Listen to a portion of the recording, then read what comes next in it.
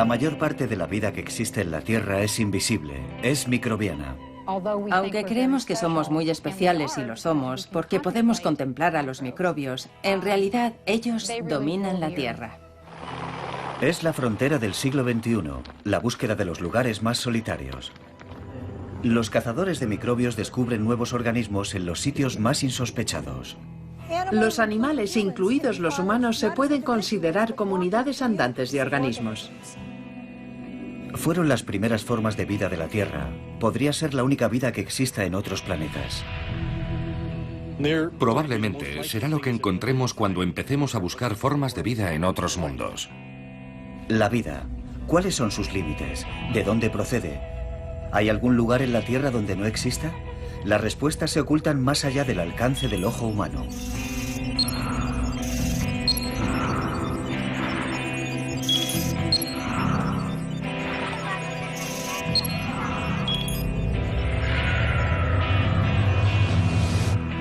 Bajo la vida que vemos están las células que no podemos ver, los microbios que dominan el mundo.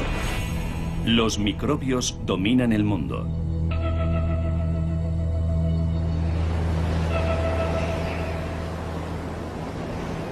En el Valle de la Muerte, en Nevada, la búsqueda continúa.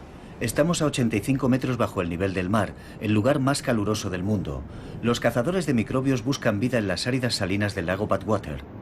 Parece el último lugar donde la científica Penny Amy debería buscar, pero los organismos que le interesan necesitan para sobrevivir concentraciones muy elevadas de sal.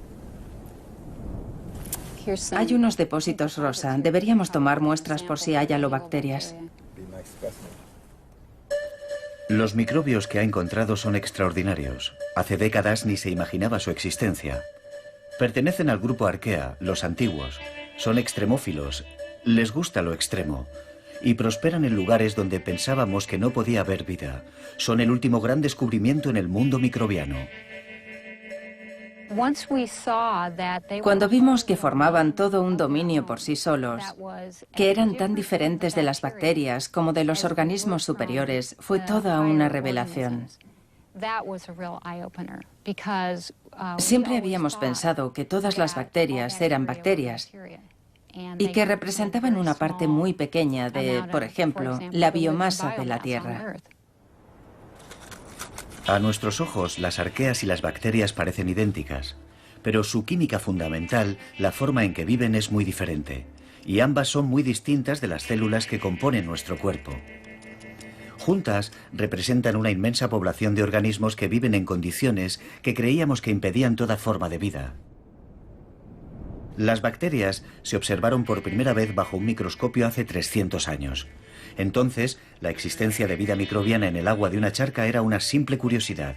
Hoy, la ciencia reconoce que esas curiosidades son las formas de vida dominantes en la Tierra. Cuando estudiamos organismos como estos, vemos que son diferentes de la norma. Y al observar cómo operan, podemos intentar entender cuáles son los principios básicos que gobiernan la vida de los organismos extremófilos, así como de las variedades comunes que vemos a diario. ¿Hasta qué punto puede ser extremo un entorno de vida? Estos cazadores de microbios están buscando vida en las profundidades de las minas de la cuenca de Wits, en Sudáfrica.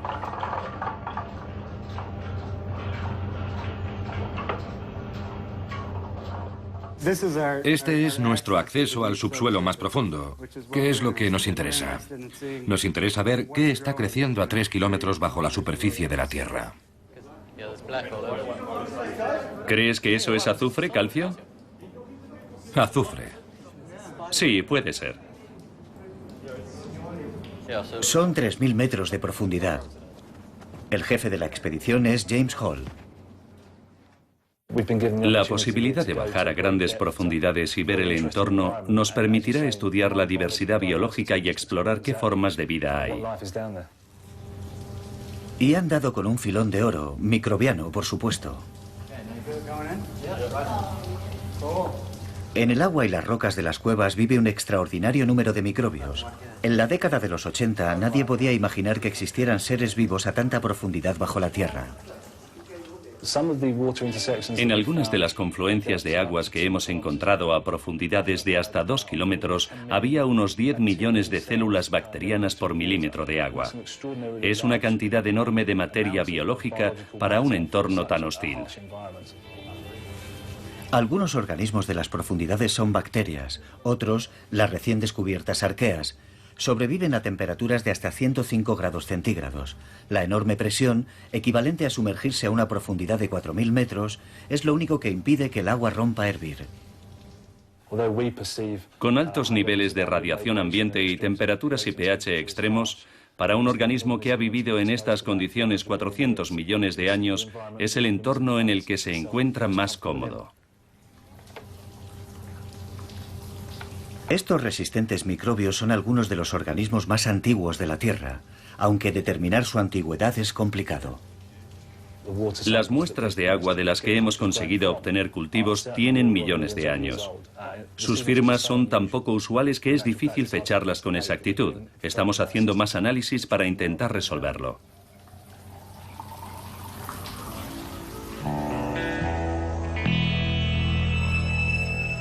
Del calor y la presión de las minas de Wits al frío y la sequedad extremos del desierto antártico. ¿Inhóspito? Sí. ¿Deshabitado? En absoluto. Dale Anderson, de la Universidad de McGill, es otro cazador de microbios. Los organismos que se encuentran en el Antártico no están ahí necesariamente porque quieren. Acabaron llegando allí y con el tiempo los que han sobrevivido se han adaptado con éxito al entorno. Por la acción de los vientos y el clima, han aterrizado en el lugar más frío del mundo. Puedes subir a la meseta polar, estar a 3.000 metros y observar un poco de nieve. Y puedes encontrar microorganismos, esporas, aguardando un mejor momento para desarrollarse. Este no es un buen periodo, están esperando a tener mejores condiciones. Por otra parte, en los lugares donde hay agua líquida y las temperaturas son un poco más altas, en estos nichos protegidos florece la vida.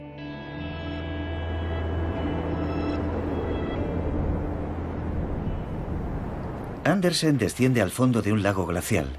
Nunca había imaginado que pudiese haber vida allí, sin luz ni oxígeno.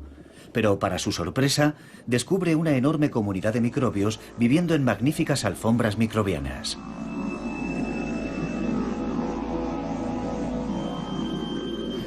Hay muy pocos sitios en la Tierra donde se puedan encontrar alfombras microbianas que siguen desarrollándose intactas. Tienen que ser lugares donde no haya peces ni insectos, donde nada pueda alterar los sedimentos ni romper la masa. En este frío extremo, con muy poco o ningún oxígeno, han sobrevivido durante millones de años. Y no son tan extraños como podríamos imaginar.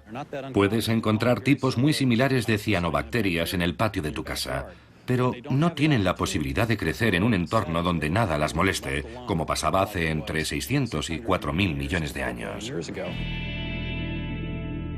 Hace miles de millones de años, los microbios bullían por todo el planeta. Representaban algo que la joven Tierra aún no había experimentado, la vida. Ahora nos damos cuenta de lo extendida que está la vida microbiana y de su diversidad. Incluso amenaza nuestra posición en lo más alto del árbol de la vida. Vamos a tomar una muestra de la fuente hirviendo. Primero la analizamos y sacamos... En el laboratorio del Dr. Norman Pace, en la Universidad de Boulder, Colorado, descubren nuevos microbios a un ritmo espectacular. Pero la verdadera cuestión es qué pretenden estas extrañas formas de vida. Me parece asombroso que a día de hoy no tengamos ni idea de qué es lo que hacen. El mayor bioma del planeta, el agente más significativo en ese tipo de entorno, y no tenemos ni idea de cómo viven. ¿No es increíble? Billones de organismos invisibles al ojo humano, y apenas sabemos nada. Es a la vez una oportunidad fabulosa para la ciencia y una lección de humildad para los biólogos. Hemos conseguido entender muy poco de los organismos que forman el mundo microbiano natural. Estamos empezando a trabajar. Esta multitud de nuevas especies ha llevado a los científicos a adoptar un punto de vista radicalmente nuevo sobre la vida en la Tierra. Antes, los seres vivos se dividían en procariotas, las bacterias, protistas, las células simples como las amebas, y los ya familiares hongos, animales y plantas. En la base del árbol, las bacterias eran más simples, más primitivas, pero la nueva información molecular, sobre todo el descubrimiento de las arqueas, ha creado una asombrosa perspectiva. Ahora, el árbol de la vida solo tiene 3 ramas. Una engloba a todos los seres vivos que nos resultan familiares, desde las gambas a los humanos, bajo la etiqueta técnica de Eukarya. Las otras 2 ramas, que representan a la inmensa mayoría de los seres vivos, están formadas por seres invisibles, las bacterias y las arqueas. Esta nueva clasificación identifica el antepasado común.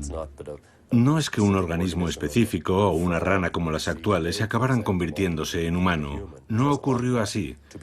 Lo que es seguro es que tenemos un antepasado común que no se parecía ni a las ranas ni a los humanos.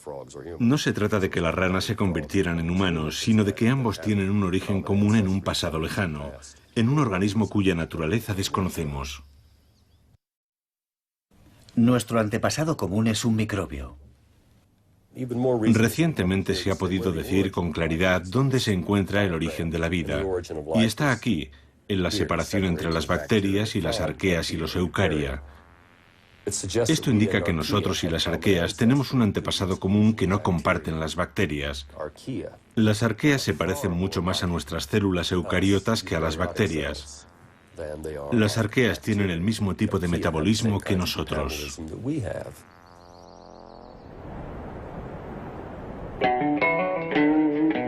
Son nuestros antepasados. Ocupan un lugar preeminente en el árbol de la vida.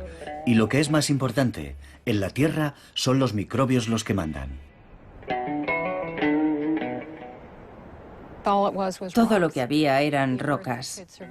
La Tierra podía sobrevivir sin bacterias, pero en cuanto aparece la vida, comienzan los ciclos de los elementos que requieren transformaciones microbianas. Un sencillo ejemplo es el otoño. Las hojas caen de los árboles y forman un lecho en el suelo. Cuando vuelve a llegar el verano, los microbios lo han descompuesto parcial o totalmente, de modo que el proceso puede volver a comenzar otra vez al año siguiente. Y si dejaran de ser capaces de descomponer las hojas, todo el carbono quedaría atrapado en las hojas en pocos años. No tendríamos carbono para que vivieran los humanos, por ejemplo. Las bacterias están íntimamente relacionadas con la química de todo, lo animado y lo inanimado.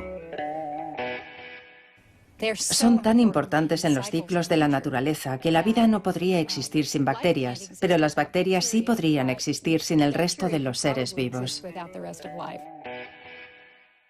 Está claro que tanto las bacterias como las recién descubiertas arqueas han colonizado algunos de los entornos más hostiles de la Tierra.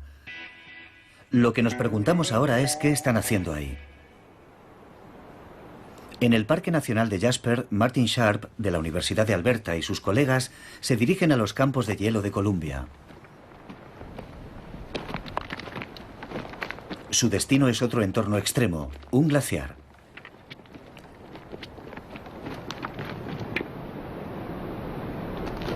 Sharp ha venido aquí para estudiar el sistema de drenaje del glaciar y no esperaba encontrar microbios en un papel protagonista.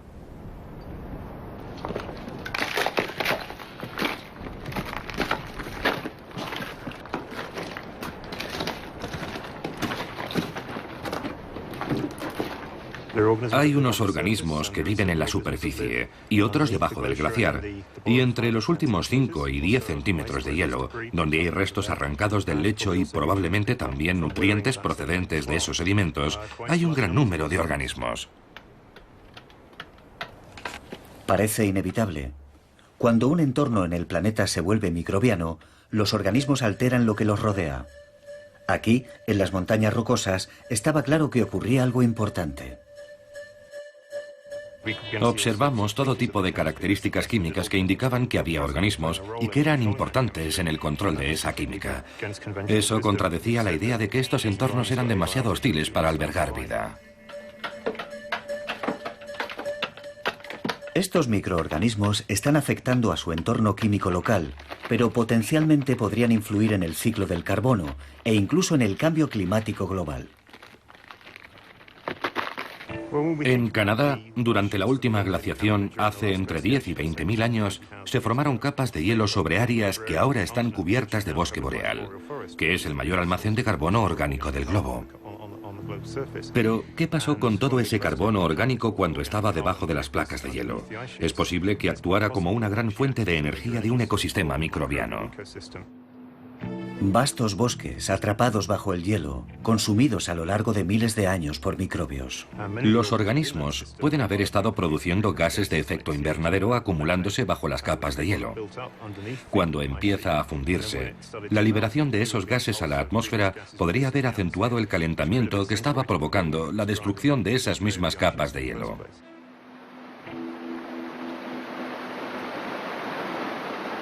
Hoy en día existe la preocupación de que con el aumento de las temperaturas, especialmente en el Ártico y a grandes altitudes, se acelere la retirada de los glaciares. Con el calentamiento global que se anticipa para el próximo siglo, no sabemos qué cantidad de CO2 se puede liberar según se retiren los glaciares. Es una de las investigaciones que realizamos en este momento. En las minas de oro de Sudáfrica, los científicos examinan el impacto que pueden tener los microbios sobre las rocas que los rodean.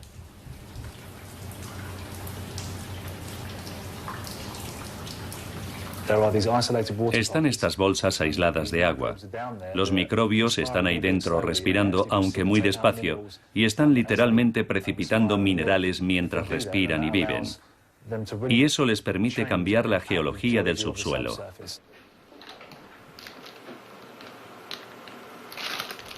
Esta es una idea nueva, que la vida microbiana puede alterar la geología de la Tierra.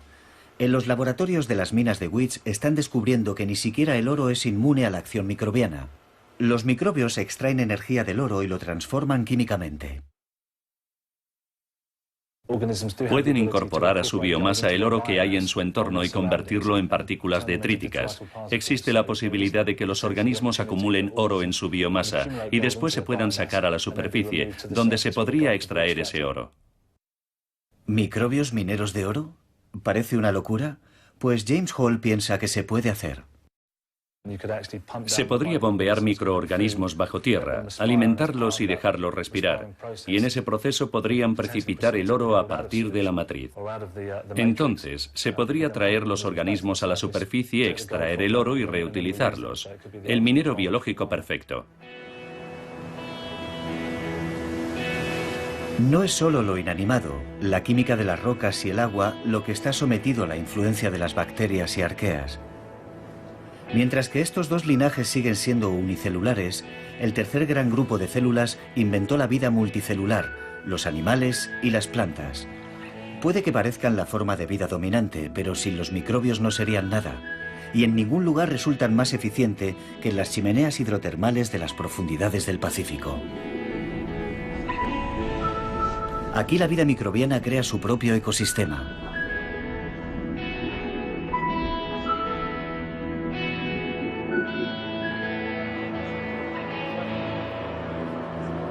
Bueno, es la parte externa de un reborde, sí. Kim Juniper, de la Universidad de Montreal, en Quebec, está examinando de cerca esta única y peculiar cadena alimenticia. No es como los antílopes que pastan en las praderas del Serengeti y son devorados por los leones, ni como el plancton del que se alimentan los peces. Aquí puede estar ocurriendo algo extraño en un entorno oscuro donde solo hay calor y sustancias químicas y microbios que proporcionan alimento a toda una cadena de animales.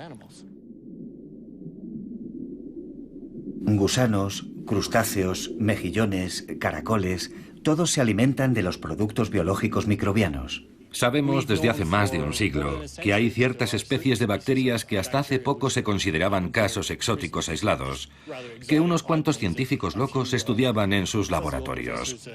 Pero jamás habríamos imaginado que se podía construir todo un ecosistema a partir de reacciones químicas producidas por bacterias en lugar de emplear la energía solar.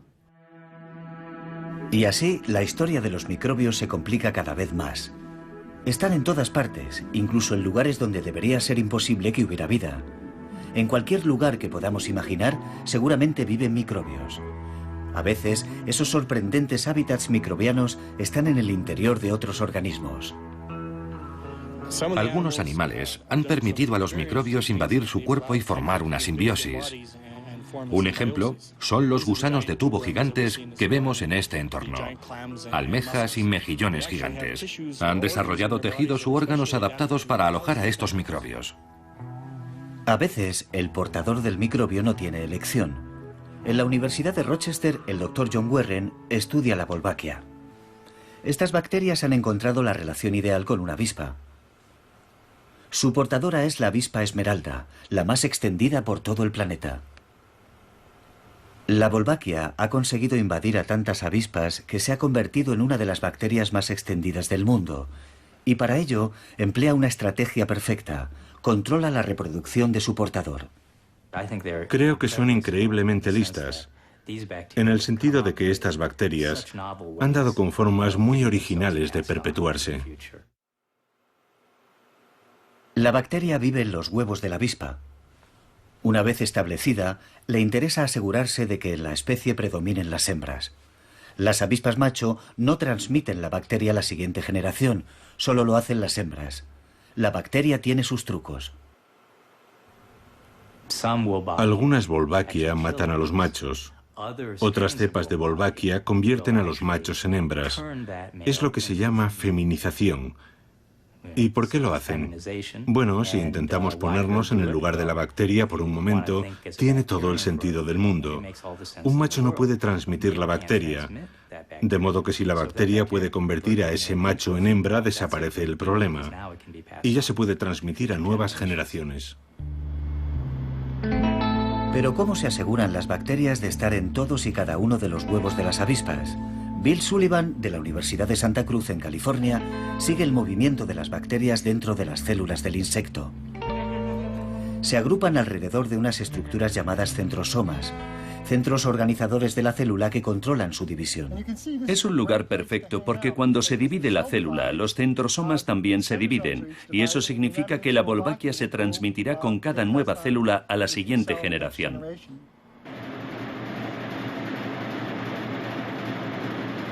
Podemos encontrarnos en el futuro con que nosotros también hospedamos a nuestras propias bacterias que se transmiten de la misma forma. Si encontramos lo que les permite localizar los centrosomas en esos insectos, es bastante probable que esos mismos mecanismos se apliquen también a los humanos. La investigación sobre división celular abarca desde la Wolbachia a los genes que controlan el proceso. Se podría así encontrar la causa de por qué a veces la división celular falla, como en el caso del cáncer. Si hace 10 o 15 años nos hubieran preguntado si esto era relevante en relación con el cáncer, supongo que habríamos dicho que en cierto modo podía ser importante, pero que no estábamos seguros. Y eso ha cambiado completamente porque ahora estamos seguros de que lo que estamos estudiando es relevante para el cáncer, porque estamos estudiando exactamente los mismos genes que se alteran. Son los mismos genes y de hecho se pueden cambiar los genes entre dos organismos y funcionan perfectamente. Mientras tanto, los científicos solo pueden admirar la capacidad de supervivencia de la Wolbachia. Desde luego podemos alterarlos y seleccionar una forma u otra. En cierto modo lo hemos hecho en muchos casos nosotros mismos. Cuando tomamos antibióticos estamos seleccionando a la inversa. Y después hay que continuar la batalla porque siempre va a haber una nueva forma resistente a los antibióticos y vamos a tener que buscar un nuevo antibiótico. Así que ya tenemos más o menos una idea de lo que va a pasar. Digamos que encontramos una forma muy eficaz de eliminar la Wolbachia de los insectos. Estoy seguro de que dentro de un número de años, cientos o miles de años, reaparecerá con una nueva forma y tendremos que buscar otra manera de deshacernos de ella. La Wolbachia ha llegado a dominar hasta tal punto la reproducción de la avispa esmeralda que puede llegar a influir en su evolución.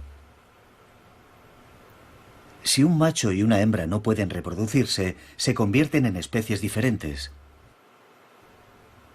Con esta pareja joven de la misma especie, hemos descubierto, estudiándola en el laboratorio, que si nos deshacemos de la bacteria no tienen ningún problema para aparearse, lo hacen espontáneamente y los híbridos están bien.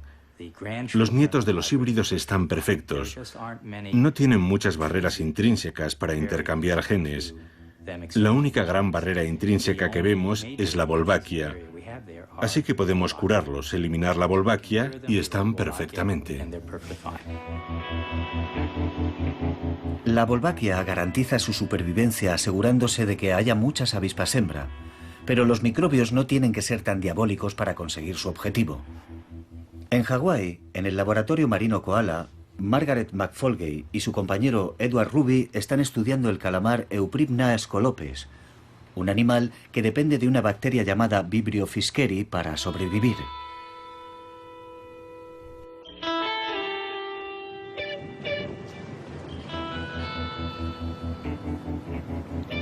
Hay muchos esta noche. Cuando el calamar sale por la noche, produce una luz similar a los reflejos de las estrellas o la luna. Para los depredadores es difícil distinguirlos de la luz natural que se refleja en la superficie del agua. Había tejidos bioluminiscentes que los zoólogos conocían desde hacía mucho y que permitían a determinados animales producir luz, pero no sabían cuál era la fuente de la luz, y resultó ser esta bacteria. Y además tiene crías. Y es grande. Los calamares recién nacidos no tienen bacterias. Tienen que recolectarlas para poder desarrollar un órgano luminoso. El animal y la bacteria se comunican de alguna forma y el tipo de bacteria adecuada se establece en el cuerpo del calamar. No sabemos cuál de los dos envía la primera señal. Se comunican entre sí para establecer y mantener la colonización, porque no sería extraño que la bacteria entrase en el cuerpo y se reprodujera demasiado, o que fuera eliminada por el portador. Y una vez dentro, tiene que establecerse un equilibrio entre el portador y el otro simbionte. Y eso tiene que ser una negociación muy delicada entre los dos. Es como si el portador estuviera poniendo contraseñas a la bacteria para permitirle el paso. Está diciendo, ¿eres la correcta? Sí, soy la correcta. ¿Pero realmente eres la correcta? Sí, realmente soy la correcta. Cuanto más peligrosa es la situación, en este caso tener bacterias que crecen en tus tejidos, más cuidado debes tener como portador de que tienes la bacteria adecuada. Las bacterias están comprobando constantemente la presencia de otras bacterias mediante moléculas mensajeras para establecer cuándo hay suficientes para producir una cantidad significativa de luz, y entonces la encienden. Estas moléculas permiten a las bacterias saber no solo si hay otras bacterias alrededor, sino también si son de su misma especie. Así que básicamente perciben cuántas más como ellas de su propia especie están presentes en el entorno. Esta es una relación poco usual, la de un tipo específico de bacteria y un calamar, una relación poco usual y delicada. Cada vez hay más pruebas de que la interacción con microorganismos ha sido una constante a lo largo de la evolución de los animales. Y es que cada animal que encontramos y que examinamos con todo detalle parece tener alguna asociación con una bacteria en particular, con una bacteria específica, su socio bacteriano. Esta asociación entre un animal y sus microbios es esencial para la salud, incluso para la supervivencia del animal. Sin bacterias, muchos sistemas orgánicos animales no se desarrollarían correctamente. Lo sabemos a partir de estudios de los denominados animales notobióticos, animales que se desarrollan sin la presencia de bacterias. Incluso en casos humanos en los que se está administrando gran cantidad de antibióticos, a menudo se producen problemas digestivos o ciertos problemas reproductivos. De modo que, sin un equilibrio bacteriano correcto, la comunidad entera, es decir, la bacteria y su portador animal, no operan bien.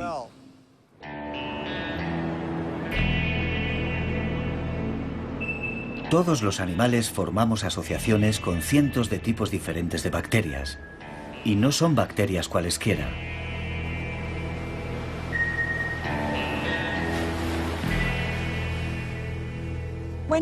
Cuando nacemos, aceptamos cierto número de bacterias y solo aceptamos cierto subgrupo de nuestro entorno. Y es el mismo tipo de subgrupo, el mismo grupo de microorganismos con los que nos hemos asociado los humanos desde siempre. Somos en un 90% no humanos. 9 de cada 10 células de nuestro cuerpo son en realidad otros organismos vivientes. No somos individuos, somos comunidades. Es un golpe más a la idea de que somos la forma de vida preeminente en la Tierra.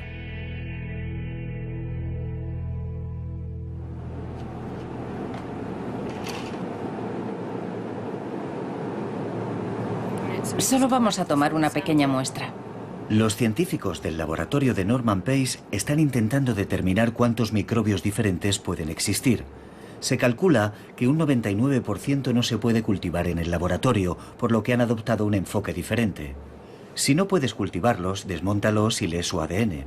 Eso es lo que está haciendo la doctora Hazel Barton. Se agregan enzimas para ablandar las paredes celulares y se añaden cuentas para romper las bacterias. Cuando se agitan las cuentas, las células bacterianas quedan atrapadas entre medias y se rompen, lo que permite que se libere el ADN. En el buffer de extracción ya hay sustancias químicas que protegen el ADN cuando se libera.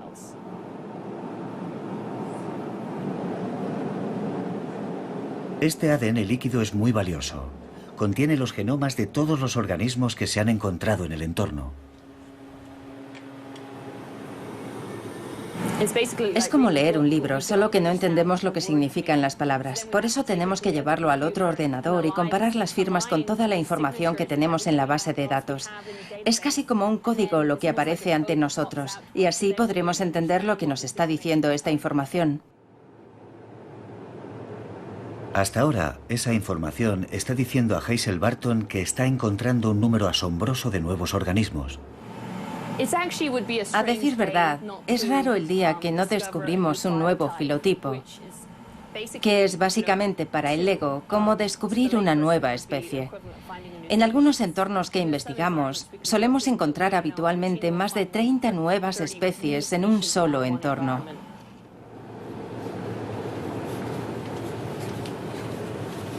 En total, 16.000 nuevas especies solo en su base de datos. Cada especie compuesta por decenas de miles de comunidades, formadas por miles de millones de células individuales.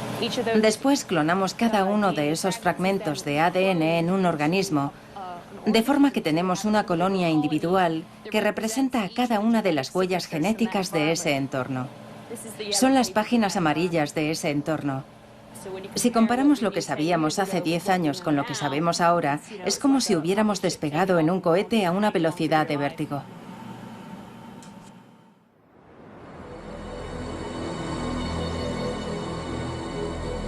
Puede que los antiguos extremófilos nos estén diciendo algo sobre el origen de la vida en el planeta Tierra. Los científicos apenas empiezan a aventurar cómo pudieron aparecer los primeros microbios, qué aspecto tenían y dónde debieron vivir. Frente a la costa de Columbia Británica, en la parte norte de la cadena volcánica de Juan de Fuca, un mecanismo robótico, llamado Ropos, desciende al fondo del Océano Pacífico. Toma muestras de microbios en una fuente hidrotermal. Aquí se dan unos 10.000 organismos individuales en un metro cuadrado. Parece que tienes aquí una chimenea blanca. Kim Juniper, director del proyecto, cree que podría ser el primer lugar donde hubo vida. ¿Por qué no registras toda la secuencia? Bien. El origen de la vida es algo completamente teórico. Sabemos qué ocurrió, pero no exactamente cómo ocurrió, e intentamos dar forma a la teoría año tras año. Y hasta ahora, esto parece lo más probable. Estos microbios están creciendo y alimentándose de los minerales que se forman en la boca de la fuente termal. Hay que tener en cuenta que los extremófilos, como los llamamos, son extremos porque están adaptados a condiciones particulares. Pero no estaban ahí con todos sus rasgos adaptados y sus enzimas cuando apareció la vida. Se trata de una acumulación de adaptaciones a lo largo del tiempo. Juniper aventura lo que podría haber ocurrido antes de la aparición de los microbios. Según el modelo de la charca caliente, que era la primera idea sobre el origen de la vida, en ese caldo primero lo tienes todo, pero no hay realmente una forma de concentrar nada, excepto quizá por evaporación. Para Kim Juniper, un residuo de sustancias químicas, metales y minerales bajo el calor del interior de la Tierra ayudó a dar los primeros pasos hacia la vida. Las chimeneas hidrotermales serían un buen lugar para generar vida. En realidad, solo necesitamos agua y piedras. Y si tenemos un poco de energía, calor o algún otro tipo de energía, Eso permite al agua extraer las sales minerales de las piedras y generar vida.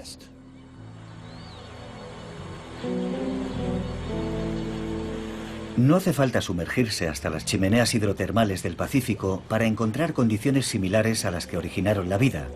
En el Parque Nacional de Yellowstone, en Wyoming, las fuentes hidrotermales están repletas de arqueas.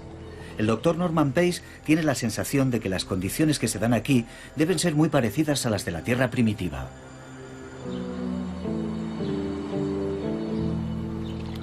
Yellowstone es el tipo de entorno, un entorno geotermal, un entorno volcánico, con una química muy parecida a la que debía haber en aquellos primeros días. Por lo tanto, los organismos que vemos en Yellowstone podrían ser de los mismos tipos metabólicos que se debieron dar en aquella biología primigenia. Hace 3.800 millones de años, la Tierra era una mezcla de sustancias químicas y gas, demasiado caliente para ver agua líquida y completamente hostil a la vida. Pero no estuvo así mucho tiempo. Al enfriarse la Tierra, el vapor de la atmósfera se convirtió en agua, y con agua ya estaba dispuesto el escenario para la aparición de la vida. Debió condensarse con rapidez, puede que en no más de 40 días y 40 noches. Habría caído toda esa agua y habría formado un océano sobre todo el planeta, de unos 4 kilómetros de profundidad. Un océano asentado sobre roca fundida.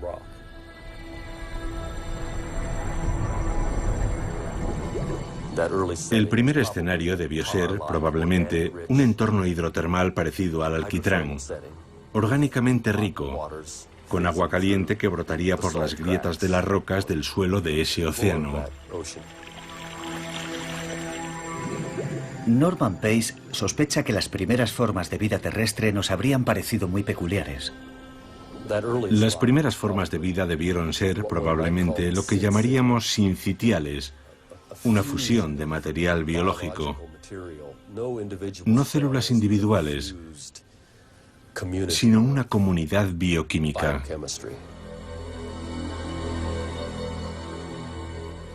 Podrían parecer manchas de alquitrán sobre las paredes esponjosas de basalto, entre las que brotaba el agua caliente. Calor, minerales, agua. Estos fueron los ingredientes clave del caldo primordial. Podemos encontrarlos combinados en el fondo del océano, en fuentes termales o incluso en las profundidades de la Tierra, en la mina de oro más profunda del mundo. Aquí, el calor viene directamente del núcleo de la Tierra. No es sorprendente que aquí estén viviendo arqueas similares a las descubiertas en las chimeneas oceánicas. El proceso vital parece encontrar cualquier tipo de nicho o de sistema energético disponible para explorarlo y utilizarlo para su supervivencia.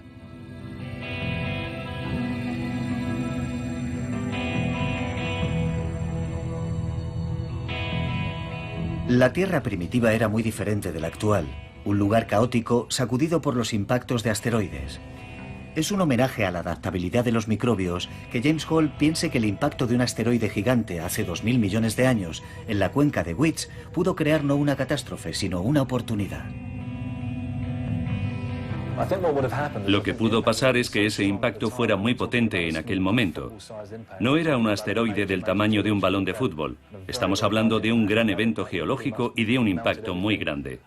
Se debió fundir prácticamente todo y remover todo lo que había a su alrededor. Se formaría una mezcla gaseosa muy caliente que por suerte favoreció que se asentara algún tipo de vida microbiana y se incorporase a la superficie.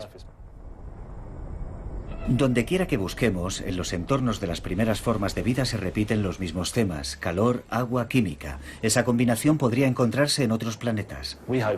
Esperamos que lo que estamos aprendiendo sean herramientas que podamos utilizar para identificar huellas biológicas en otros mundos y, con suerte, posibles entornos favorables a la vida. Probablemente todo empezó por los microbios, las primeras formas de vida tal y como la conocemos en el planeta Tierra. Pero, ¿podemos pensar que las condiciones que dieron lugar a la vida aquí podrían darse en otros lugares? Ken Nilsson dirige el programa de detección de vida de la NASA.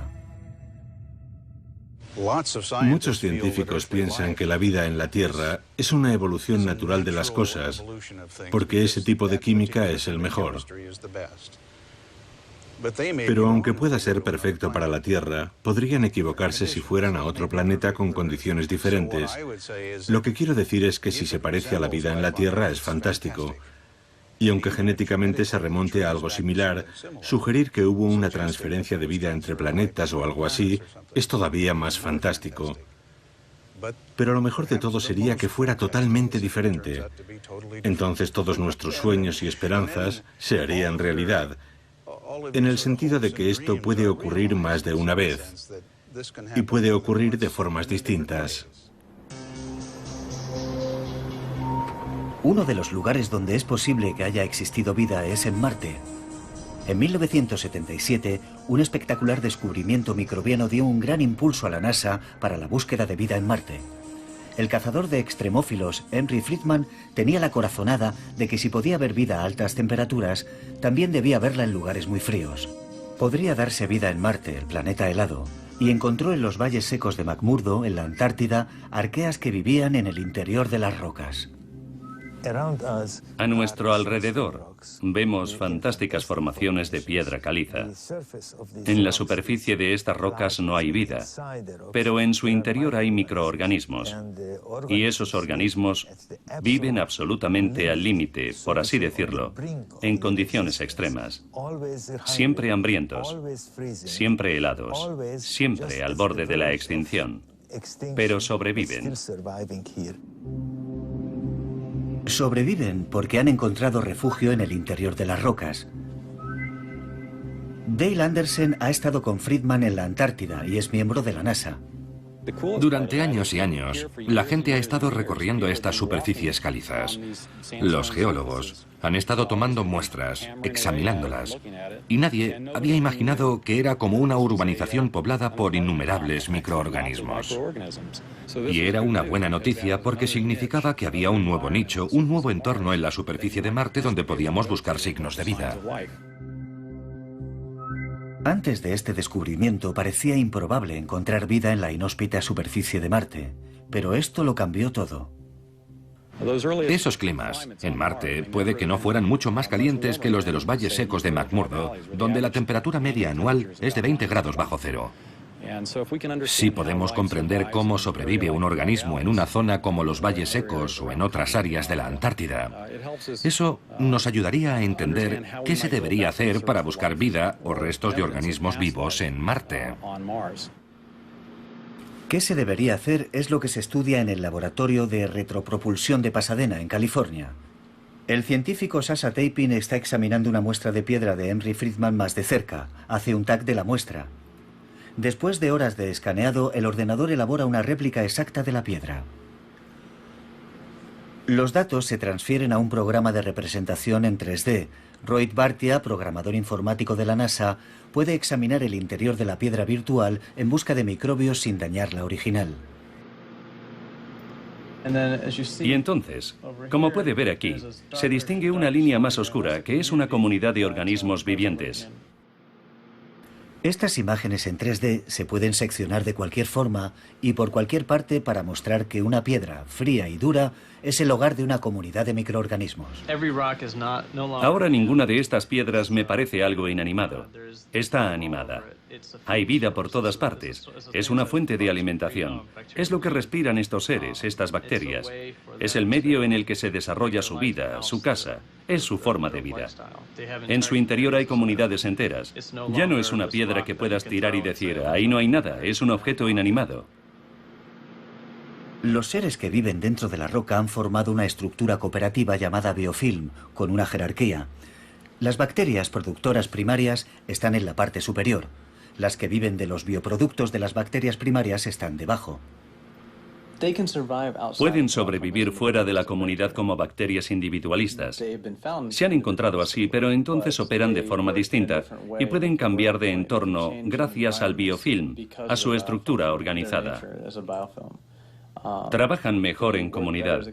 Es una de esas cosas que se podrían antropomorfizar y pensar que lo saben, pero no podemos estar seguros de si lo saben o simplemente es un bioproducto de su existencia.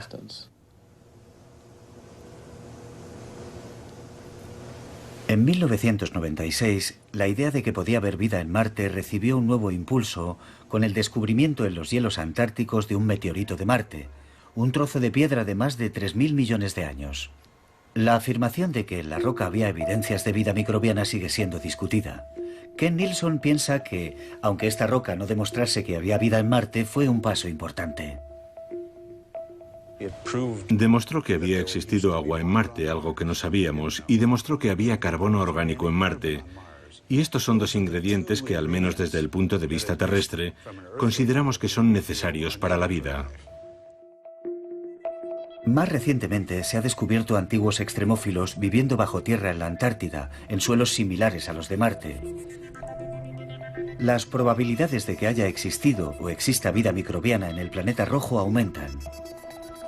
Pero cuando las misiones a Marte tomen muestras de rocas, lo último que querría Ken Nilsson es que se limitasen a buscar microbios.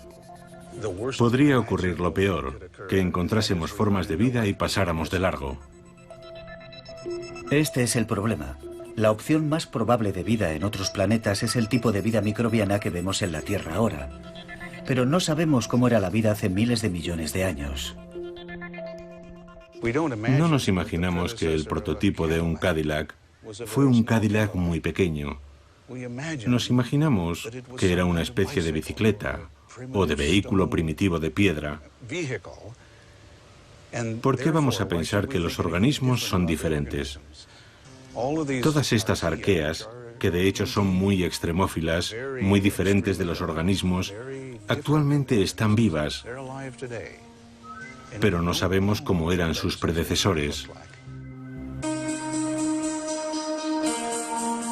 Al observar las piedras más antiguas de la Tierra, Nilsson encuentra pruebas químicas de que existió en ellas algún tipo de vida. Pero la cuestión es, ¿qué tipo de vida? No sabemos absolutamente nada sobre cómo eran esos seres vivos. Ni siquiera sabemos si eran extremófilos. Lo que sí sabemos es que hay pruebas químicas de que hace unos 3.800 millones de años se estaba produciendo esa actividad vital catalizada. No tenemos ni idea del aspecto que tenían, ni de cómo eran, ni de cómo olían, pero sabemos que existían por las huellas químicas que dejaron. Así pues, cuando Nilsson examina rocas marcianas, utiliza imágenes térmicas no para buscar vida, sino para buscar química. Cuando encuentras vida se enciende como un rótulo de neón que dice, aquí hay algo complejo. No dice que esté vivo. Lo que dice es, vuelve atrás y haz más mediciones en ese punto. Así que cuando vamos a examinar una roca no tenemos ideas preconcebidas, solo buscamos algo complejo que nos lleve a esa aguja en el pajar. Más allá de Marte, la búsqueda de la vida llevará a los científicos a otros lugares del sistema solar.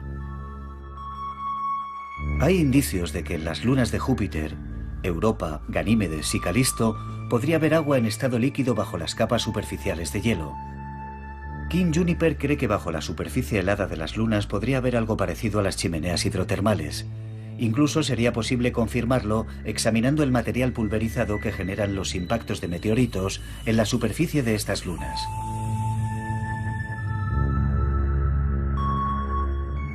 Podemos hacer cosas maravillosas en cuanto a detectar moléculas orgánicas en el hielo a distancia. Quizá cuando empecemos a poner satélites en órbita alrededor de esas lunas con el tipo adecuado de instrumentos, podamos saber algo más sobre lo que hay en esa agua a partir del material pulverizado en la superficie tras un impacto. Y si allí hay fuentes hidrotermales, hay bastantes probabilidades de que también haya vida. Ken Nilsson cree que una vez desarrollada la tecnología necesaria, descubriremos que hubo o que sigue habiendo seres vivos en otros lugares. Hace alrededor de 4.000 millones de años, la Tierra se enfrió lo suficiente para ser compatible con lo que llamamos vida. Y dentro de un par de cientos de millones de años después, hay evidencias de que existe vida. Eso es fantástico. Significa que a pesar de que esta vida es compleja y tiene todas esas propiedades tan admirables, no fue tan difícil. Y cuando sabes eso, cambia la forma en que piensas sobre buscar en otros lugares. Y si unes eso a todos estos otros sistemas solares que estamos observando, es inevitable entusiasmarse al pensar que algún día nos encontraremos con vida en algún otro lugar.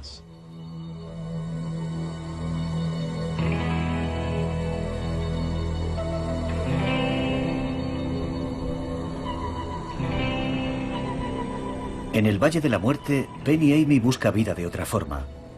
Está tomando muestras en más lugares y encontrando más microbios que nunca. Una tarea interminable.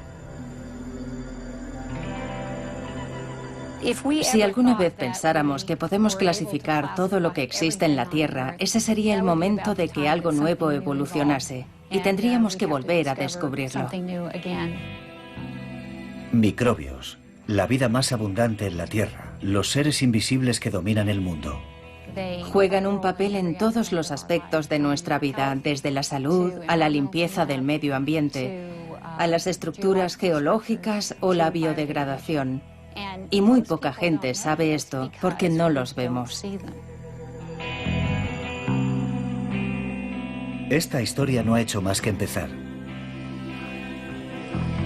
Ahora sabemos que los microbios son los que llevan aquí más tiempo, representan la inmensa mayoría de la verdadera diversidad en la Tierra y han transformado tanto la Tierra como todas las demás formas de vida. Y es posible que estén haciendo lo mismo en este momento en otros planetas. No hay duda, los microbios dominan el mundo.